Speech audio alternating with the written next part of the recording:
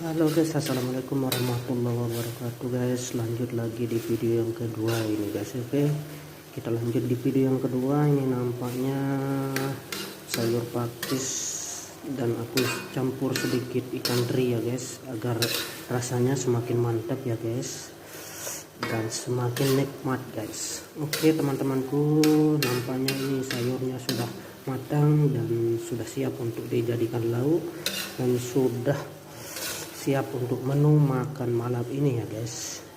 Semoga teman-temanku semuanya sehat selalu, semoga dalam lindungan Allah Subhanahu wa taala. Terima kasih buat teman-teman subscriberku. Oke, sekian dulu di video ini, kurang dan lebihnya mohon maaf ya guys.